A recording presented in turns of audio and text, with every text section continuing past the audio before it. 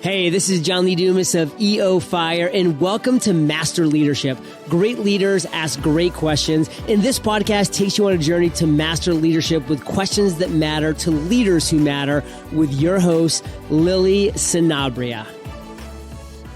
Hi, this is Lily, and welcome to Master Leadership Through Crisis series, where we will connect with leaders worldwide to gain insights on important questions to help us navigate through rough waters. If you would like to participate as a guest, or if you have a question that you would like to ask a guest, go to masterleadership.org for more information. Today we are speaking with Sarah Wirth, who is an expert on women in leadership and has nearly 20 years of experience in employee assessment, leadership development, sales, executive coaching, and customer service. She takes an analytical approach to understanding the skills and talents of high-performing sales leaders and is constantly providing clients with new methods for leading and coaching. She co-authors the book, The Coaching Effect, What Great Leaders Do to Increase Sales, Enhance Performance, and Sustain Growth. Welcome, Sarah Wirth. How are you? I am doing great today. Thank you so much for asking. Yeah, we had a little bit of a snafu with the technology, but we are back on track. And we're so happy to have you on our podcast. Are you ready to pour into our listeners? I absolutely am. Thank you. Fantastic. So, Sarah, tell us a bit about your path to leadership and what you're doing now.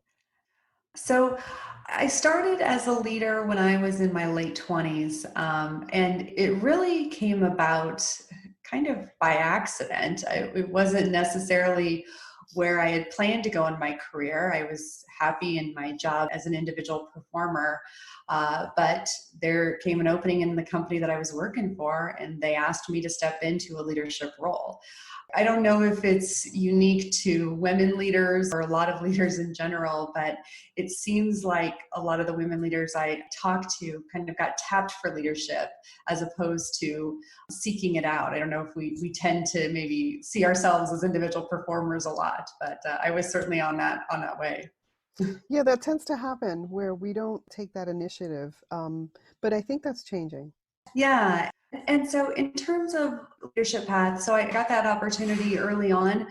And then what I discovered is that I really like being a leader because I come from teachers. Both my parents are educators by background. And when I think about leadership, I think about it a lot in terms of teaching, helping people understand their strengths, helping them understand how they can work differently, asking them a lot of questions to help them figure out solutions on their own.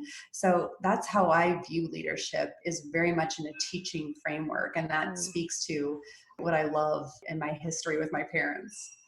And that's wonderful because to me, I think teachers are the most important leaders in education. Obviously, your parents are great teachers because they coach you, right? So what are you doing right now? So what I'm doing right now is I'm leading an organization called Excel Institute, and we specifically work with other leaders, helping educate them on how to be better leaders. So co-author of the book, The Coaching Effect, he runs the company alongside me, and we work with all sorts of different sizes of organizations and all sorts of different types of leaders and roles. But really the common thread is helping people determine what they're doing effectively as a coach, and then educating them and sharing with them best practices so that they can improve that. Leadership is like any skill. You can learn it. You can get better at it. And so that's really our goal, is to help leaders become the best leader they can be so that their team members obviously can benefit from having a great coach, a great leader. We're on the same wavelength because as you're talking and you're speaking to my heart. Your book is called The Coaching Effect. And how can we get that? How can we connect with you? Yeah, so you can find it on Amazon. You can find it on Barnes and Noble. Some local booksellers also carry it. You can connect with me personally at excellinstitute.com. That's ECSELL institute.com, as well as on LinkedIn at Sarah Wirth. And we definitely enjoy hearing questions from folks. So I encourage you to reach out. Perfect. So at the time of this interview, we're probably on the tail end of the global COVID-19 pandemic. Yeah. How has that affected you, your organization, your family? So, gosh, it's been a huge impact, I think, for like it is for everybody. I'll start first from an organizational level. What we've seen is, of course, a lot of leaders that we work with be a little lost of how do I help during this time? How do I lead my team most effectively? What do they need from me? I'm not in the office with them anymore. I'm not seeing them every day. So, how do I need to adapt and how can I be effective? We've really tried to help and support our clients as well as even non-clients through this time. We actually developed a new survey called our COVID-19 Insight Survey. That's a short 12-question survey where people can get on and give their leaders some feedback around how they're doing, how maybe their communication needs have changed, how well their leaders are adapting to that, what they need more of at this time period. So we've really tried to kind of shift our focus a little bit to helping leaders have knowledge and information on how to lead through a time of stress.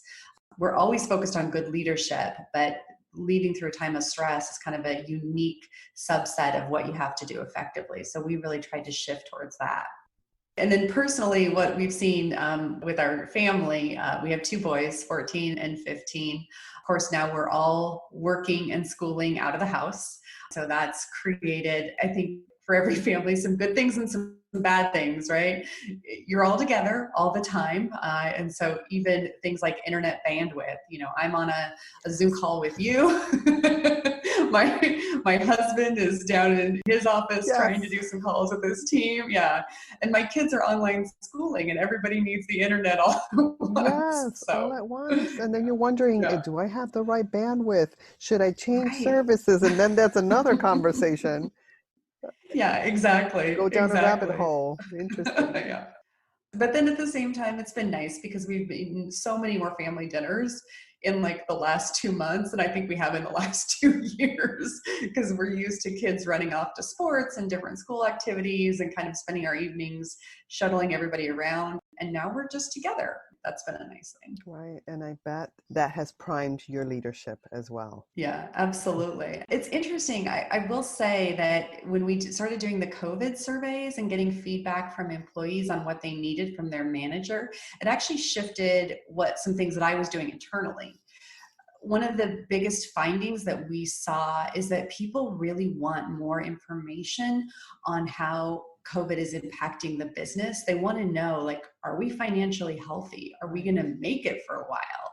And so we've done a much more stepped up way of communicating around our business and our financial with our whole organization than we ever otherwise would have, because we know that's something that people are looking for now. That uncertainty, it's making people very anxious.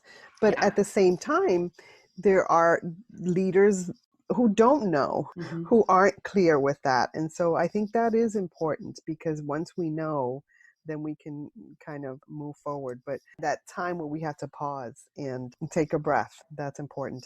So I wanted to back up a little bit because you speak about coaching, you speak about leadership as if it were one. And I believe that you can't be an effective leader if you don't know how to coach well. Yeah. What do you believe? I absolutely believe the same thing. And we're trying to get the leaders that we work with to shift away from what we call a management mindset, because management is, I've defined something that you need to do. I've defined a process. I make sure that you follow it and make sure that execution happens. And that's certainly part of effective leadership. But what we see is the best leaders we study have more of a coaching mentality, where rather than telling you, here's A, B, and C of what you have to do, and then I make sure it happens, I sit down with you and I have a conversation around what are your goals? What are you trying to accomplish? What are we trying to accomplish with this project that we're working on? What ideas do you have? How are you going to go about achieving those? How can I help support you through that? So coaches tend to do a lot more of asking of questions and facilitating people to think about how to resolve those questions, as opposed to just telling people what to do. And yeah, that's why I think coaching is so integral to good leadership. Right. And I also believe that good leaders look for coaches themselves because they need that objective look at what they're doing. Hey leaders, stay tuned for the rest of the interview following this brief message. If you want to find, claim, develop, and expand your voice in order to land that job, those clients, or that partner, then Master Your Swag podcast is for you. You don't have to have expert credentials to be featured, and you can select from several plans that can perfectly match your needs. Go to masteryourswag.com and claim your spot as a guest, and be ready to get noticed. That's masteryourswag.com.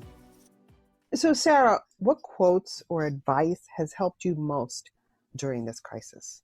Oh, that's a great question. I think the advice that's probably helped me the most, and my husband and I were actually talking about this the other night, is just control what you can and kind of let the rest of it go. There's so much uncertainty right now, and there's so many things that as a leader that I would love to be able to have an answer on and have a solution on that I just don't. A simple thing, one of the team members that I work with really closely, he's got two young kids at home, and he's trying to, parent and trying to work at the same time, like so many people right now. And one of the things that he just wants to do is to be able to get back to the office, because for him, that's a place where he can focus and get his work done. If he's at home, it's a lot more difficult. And so things like when we can reopen the office, that's not defined yet. And so that's the kind of hard stuff right now that you can't control. But what you can control is how you coach him through that, how you help him think through that, think through solutions. That's the kind of stuff that you can take action on. That's what I'm really trying to focus on, is not all the unknown, but what can I do with what we know to make it better? And that has certainly helped me during this time because I'm a doer. Mm-hmm. Yep. And it turns out I like to control a lot of things. Who knew? Who knew? Yeah. But that's really, I think for a lot of successful people, that's really true. They're used to saying, okay, so here's the problem and here's what I'm going to do to solve it. I'm going to take action on it. And there's some stuff you can do that with, and that's what you should focus on. But there's some stuff you just can't. There's no answer yet. There's no pathway forward. And so you have to try to navigate it. Yes. And thank you, because this really does help these conversations. Now, Sarah, many use the term lifelong learner. Mm-hmm. What does that mean to you, and what are you learning right now? So lifelong learner means to me that we recognize that we're all a work in progress.